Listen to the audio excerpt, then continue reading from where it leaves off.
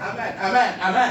Nous avons de quoi à aimer ces dieux-là, car il nous a aimés le premier. Et c'est pourquoi eh bien, le serviteur y a dit, car Dieu a tant aimé le monde, il a donné son Fils unique, afin quiconque croit en lui ne périsse point, mais qu'il ait la vie éternelle. Ça veut dire que Dieu, eh bien, son amour est tellement intense, eh bien, il est prêt, il était prêt, il est d'accord pour donner son Fils unique. Amen. Faisons cette analyse en ce matin. Des fois, on entend ce verset. Des fois, on déclare ce verset. Mais est-ce qu'on prend le temps d'analyser eh bien, la profondeur de ce verset? Est-ce que vous seriez d'accord de donner l'un de vos enfants? Est-ce que vous seriez d'accord de donner, eh bien, peut-être, eh bien, parmi les 5, parmi les 3, parmi les 4, eh bien, l'un de ses enfants? Je ne sais pas pour vous. Qui serait d'accord de donner l'un de ses enfants ce matin? Par amour. Qui serait d'accord? Personne. Personne. Moi, je ne l'aurais pas fait parce que, eh bien, j'aime mes enfants et chaque enfant a la valeur à mes yeux. Et, eh bien, certainement, mes bien-aimés, j'ai 3 enfants, une fille et 2 garçons. Eh bien, je n'aurais pas donné l'un d'eux, eh bien, par amour. Mais, alléluia, notre Dieu, il a manifesté cet amour pour nous en donnant son Fils unique. Il avait un seul enfant, il a donné en sacrifice pour l'humanité, pour que nous puissions avoir cette relation avec lui. Parce que sans cet amour, nous ne serions pas eh bien, ici présents dans la présence de Dieu. Parce que mes frères et sœurs, eh bien, il y avait une rupture, il y avait une séparation entre l'homme et Dieu. Et pour pouvoir briser cette séparation, il y a un sacrifice qu'il devrait faire. Il y a un homme qui devrait venir. Il y a un rançon. Il y a certainement Jésus qui devrait venir. Et Jésus est venu pour sauver l'humanité. C'est grâce à l'amour de Dieu. Alléluia. Merci Seigneur pour cet amour. Merci Seigneur pour cet amour. Donc, mes frères et sœurs, non seulement Dieu, il a manifesté cet amour à travers le sacrifice de Jésus-Christ, mais il a fait tellement de choses dans notre vie. Alléluia.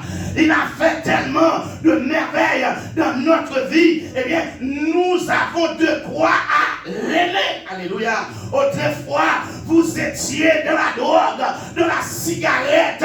Vous étiez certainement dans l'addiction de la vie. Mais tu as rencontré Jésus. Alléluia. Tu as rencontré ce Sauveur. Il a transformé ta vie. Alléluia. Tu n'es plus, alléluia, esclave de ses péchés. Tu n'es plus esclave de ses addictions. Dieu t'a libéré. Tu as de quoi à l'aimer en ce matin. Alléluia. Autrefois, ta vie était une vie de tristesse, une vie de mélancolie. Des fois, alléluia, tu te demandais est-ce que tu dois vivre. Autrefois, quand tu n'avais pas Christ, eh bien certainement, tu pensais au suicide. Mais quand tu as rencontré cet homme, quand tu as rencontré cet amour, quand tu as fait connaissance à cet amour, tu ne penses plus à se suicider, mais tu penses à la gloire de Dieu. Quand on te voit, on voit la gloire de Dieu dans ton visage. Quand on te voit, on voit la joie de Dieu. Quand on te voit, on voit l'envie de vivre. On voit l'envie d'avancer. Pour cela, nous devons aimer cet Dieu-là. Dis Seigneur, je t'aime. Alléluia. Avant, votre vie n'avait pas de sens. Mais Dieu l'a transformée. Ta vie n'avait pas de sens. Je ne sais pas à qui Dieu parle en ce matin. Soit dans la salle, soit à travers les réseaux sociaux. Dieu, eh bien, a transformé ta vie. Alléluia. Il y avait un vide dans votre vie avant. Il y avait un vide que l'alcool ne pouvait pas combler. Un vide que les amis les plus proches ne pouvaient pas combler. À qui Dieu parle ce matin? Alléluia! Un vide, alléluia, que la cigarette ne pouvait pas combler. Il y avait un vide au quotidien, un vide dans le cœur, un vide dans la pensée, un vide que rien ne pouvait pas combler. Alléluia. Mais un jour, tu as rencontré à ce sauveur. Tu as rencontré Jésus. Alléluia. Et Jésus t'a dit, mon enfant, je t'aime, viens à moi, je vais transformer ta vie. Et tu t'es donné à lui. Et depuis ce jour-là, il y avait une transformation. Il y a eu une transformation. Ce vide-là a été comblé. Alléluia. Et des fois, mes frères et sœurs, l'amour du mari, l'amour de la femme n'arrive pas à combler nos vides. Et des fois, il y a des familles qui sont vraiment dans l'amour. Mais l'amour de l'homme est limité. Puisque l'homme comprend ce qui frappe à ses yeux. Il comprend ce qu'il voit. Mais il n'a pas la capacité de sonder les cœurs. Des fois, tu vois quelqu'un qui vient à l'église. Oh, la personne loue Dieu. La personne, eh bien, est dans une position où, eh bien, la personne, eh bien, veut avancer la personne. Et elle est assidue à l'église. Mais des fois, il y a toujours un vide.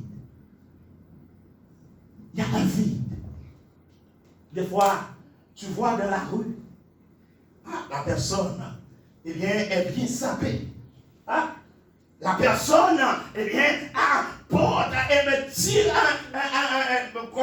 comment dit l'expression, eh bien, cette personne-là, eh bien, certainement est bien brûlée dans le bon langage martiniquais.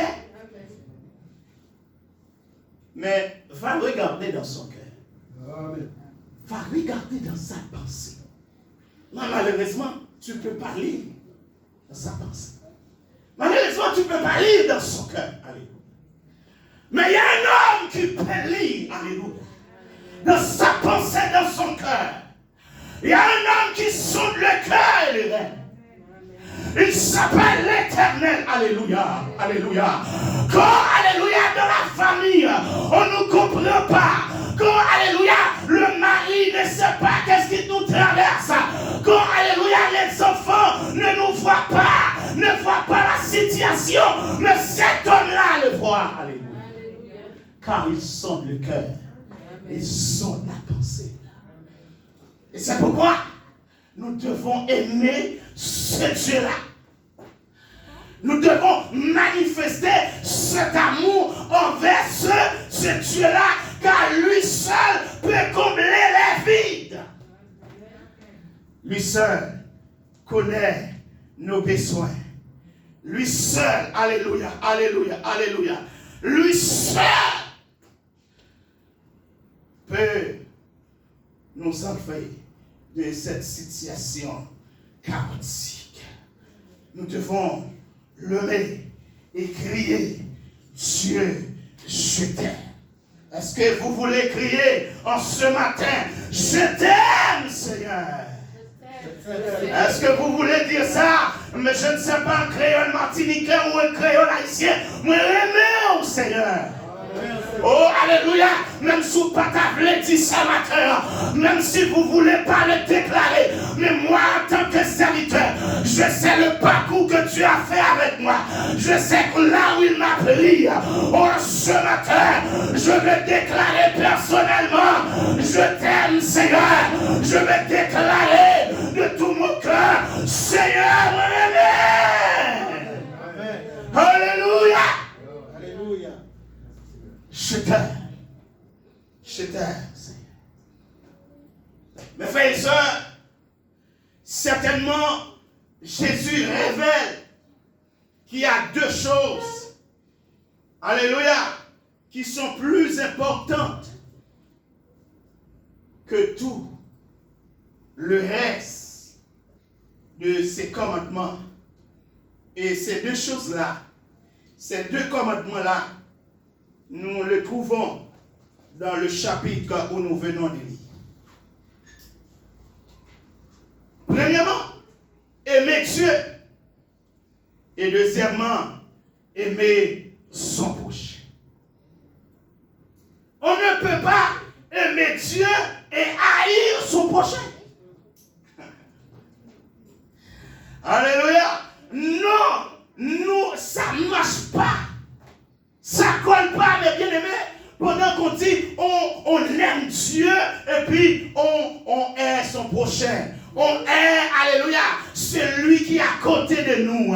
On hait celui qui travaille et bien de concert avec nous. Non, ça ne colle pas. Parce que la parole nous dit dans Jean chapitre 4, le verset 20, si quelqu'un dit, j'aime Dieu et qu'il haït son frère, cet homme-là, cette femme-là, il est un menteur. Alléluia. On ne peut pas aimer Dieu et haïr son prochain. Alléluia. Pour pouvoir montrer cet amour pour Dieu, c'est en aimant son prochain. C'est en aimant ses enfants, aimant son mari. C'est en aimant sa femme. C'est en aimant ses amis. C'est en aimant ses voisins. Oh, alléluia, je vais plus loin. C'est en aimant ses ennemis qu'on peut dire qu'on aime Dieu. Si on dit on aime Dieu et on haït son prochain, on est un menteur. Mes frères et sœurs, certainement, des fois, on parle de l'amour, mais l'amour seulement à l'église. Quand on est à l'église, on parle de l'amour. Ah, c'est facile, hein? C'est facile à dire, ah, je t'aime ma soeur. Après le service, je t'aime mon frère. Mais est-ce que dans le cœur, c'est la vérité? Comme l'homme ne peut pas sonder les cœurs, il prend cette déclaration pour la vérité, mais pendant qu'il ne peut pas sonder, ton cœur, ma soeur, mon frère, mais il y a un homme qui peut sonder ton cœur. Alléluia. Et la vie que tu vis n'est pas la vie pour un homme, pour le pasteur, pour un évêque, mais la vie que tu vis à l'évangile, c'est la vie pour Dieu, c'est la vie pour aller dans le salut éternel.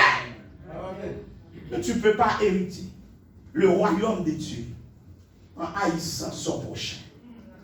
Si tu n'as pas l'amour de Dieu dans ton cœur, ma soeur, mon frère, tu vas directement en enfer. Et c'est important, mes bien-aimés, d'aimer Dieu et d'aimer aussi ceux qui sont à nos côtés. Et des fois, à la maison, on partage cet amour, on manifeste cet amour. Mais des fois, mes frères et sœurs, même à l'église, il n'y a pas cet amour vrai et sincère. Et des fois, à l'église, le pasteur même, il haït ses fidèles. Il est ses fidèles. Il est ses fidèles. Même le pasteur,